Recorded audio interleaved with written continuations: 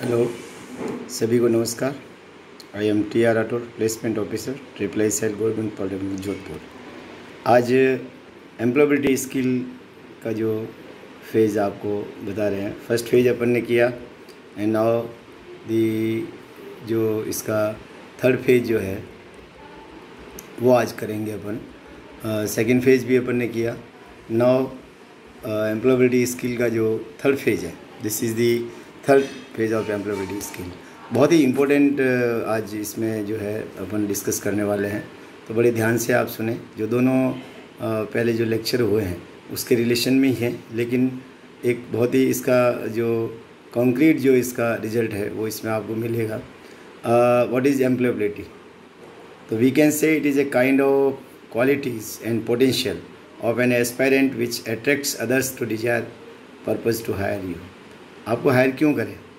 आपके अंदर इस टाइप की क्वालिटीज़ और इस तरह का पोटेंशियल होना चाहिए कि वो कोई भी एम्प्लॉयर है उसको अट्रैक्ट करे और उस पर्पज़ से आपको जो है आपको हायर करे। वो it is a kind of ability and strength of an aspirant which motivate him to develop the desire qualities to fulfil the need of employers. ये अपनी एक स्ट्रेंथ होनी चाहिए। अपन जैसे एस्पायरेंट है, अपन चाहते हैं कि मेरा कहीं एम्प्लॉयमेंट हो मेरा, तो वो अपने आप खुद को जो है एक मोटिवेट करे और इस तरह से डेवलप करे। वो जो क्वालिटीज़ अपन ने डिस्कस की वो क्वालिटीज़ अपने खुद के अंदर डेवलप करे, और जो एम्प्लॉयर है आपका, जो आपको लेने वाला हायर करने वाला, उसकी नीड को फुलफिल करे। It is a kind of quality product which attract others to hire you and stay hire. This is an employability. इसी को एम्प्लॉयबिलिटी कहते हैं कि आपको हायर करे आपकी क्वालिटीज़ को देखते हुए, और फिर आप उसमें जो है उस जॉब के अंदर जो है सस्टेन रहे। उसके अंदर एक ऐसा मैंने सिस्टम डेवलप किया है, दिस इज़ वेरी इम्पोर्टेंट। आप थोड़ा सा इस पर गौर करेंगे कि मैंने कहा कि जो भी एम्प्लॉयबिलिटी सिस्टम जो है, तो एक स्टूडेंट है वो कैसे एम्प्लॉयबिलिटी स्किल अपने अंदर डेवलप करे, क्या सिस्टम जो है वो होना चाहिए। जो मेरा जो एक्सपीरियंस है वो ये कहता है कि आपका जो, जैसे मान लो आपका इंस्टीट्यूट है या आप जहाँ भी स्टडी करते हैं, तो वहाँ का जो इनपुट है वो बहुत इम्पोर्टेंस रखता है इसके अंदर।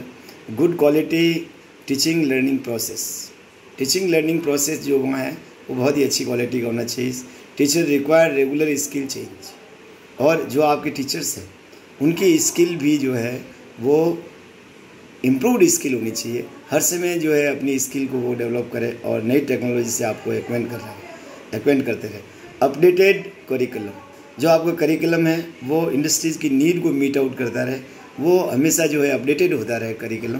क्योंकि कई बार ऐसा होता है, बहुत सारी कंपनीज ये कहती है कि आपका करिकुलम में ये चीज़ जो है आपको पढ़ाई जा रही है बहुत आउटडेटेड हो चुकी है, तो it's require that your curriculum must be updated regularly. Good teaching environment and infrastructure and need to focus on the innovation and creativity. ये इनपुट जो है यदि किसी सिस्टम को मिलता है, then they will create some kind of students. These are very much useful for the government sector, private sector and self employment.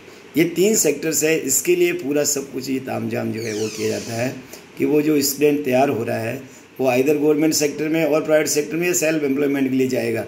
लेकिन ये क्वालिटी यदि इनपुट के अंदर उसको दी जाती है, then you will get the output good quality product having potential to fulfil the need, very creative, ability to enhance the productivity and finally lead to employability। और वास्तव में उन्हीं को जो employability के chances मिलते हैं, those who will create the all kind of qualities in a student। Now what should be the goal? Goal in the government sector, private sector हो या self employment sector हो, जिस भी सेक्टर के अंदर आप जाना चाहते हैं उस सेक्टर के अंदर आपका गोल है, that goal must be the smart goal। Now, what is the smart goal? It should be systematic, it should be measurable, it should be achievable, it should be realistic और time bound। Systematic होना चाहिए आपका गोल जो है कि आपने अभी एक गोल सेलेक्ट किया है तो उसी गोल के ऊपर फोकस रहे आप, न कि आप बाद में चेंज कर दें उसको। मेजरेबल होना चाहिए, कितना बड़ा है गोल आपका वो आपको पता होना चाहिए। अचीवेबल होना चाहिए, ऐसा नहीं हो कि गोल को जो है आप अचीव ही नहीं कर पाए, तो इस तरह का गोल होना चाहिए कि वो आप उसको अचीव कर सको। रियलिस्टिक होना चाहिए, ऐसा नहीं है कि कागजों में ही है गोल वो, या ऐसा हाइपोथेटिकली आप सोच रहे हैं कि ये गोल कर देते हैं, डिसाइड कर लेते हैं, इसको अचीव करेंगे। No, it should be realistic और टाइम बाउंड होना चाहिए। कितने समय के अंदर आप इस गोल को जो है आप कंप्लीट करने वाले हैं, इसको अचीव करने वाले हैं, that is the called smart गोल। तो ये गोल आपका होना चाहिए। और एक और बहुत अच्छी जो बात आती है वो आता है काश। काश का मतलब होता है knowledge, attitude, skill and hard working. ये 4 चीज़ें जो है यदि व्यक्ति अपने अंदर डेवलप करता है और इन पे फोकस करता है तो उसको कभी काश कहने की जो है ज़रूरत नहीं पड़ती है। काश ऐसा होता, काश मुझे सब्जेक्ट का नॉलेज होता, काश मेरा एटीट्यूड जो है बहुत अच्छा होता, काश मेरे अंदर कुछ स्किल्स होती, काश मैं थोड़ा हार्ड वर्किंग होता तो ये जॉब मुझे मिल जाता। तो ये जो चीज़ें हैं knowledge, attitude, skill and hard working है, वो कभी ज़िंदगी में व्यक्ति को काश कहने की आवश्यकता नहीं पड़ती है। Now these are the some important activities required in the government sector. Excellent fundamental subject knowledge required in the government services. GK आपका स्ट्रॉन्ग होना चाहिए, मैथमेटिक्स होनी चाहिए, फिगर प्रॉब्लम्स है, जनरल इंग्लिश है, रीजनिंग है, साइकोलॉजिकल टास्क जो है वो आपको आना चाहिए, बेसिक्स कंप्यूटर नॉलेज जो है वो आपको होना बहुत ज़रूरी है, regular reading of new inventions in the technology, practical skill, physical fitness, sports extra hobbies and report writing. और फाइनली जब आता है तो 4D का कॉन्सेप्ट आता है कि direction, dedication, determination and don't give up, है ना। ये बहुत ज़रूरी है।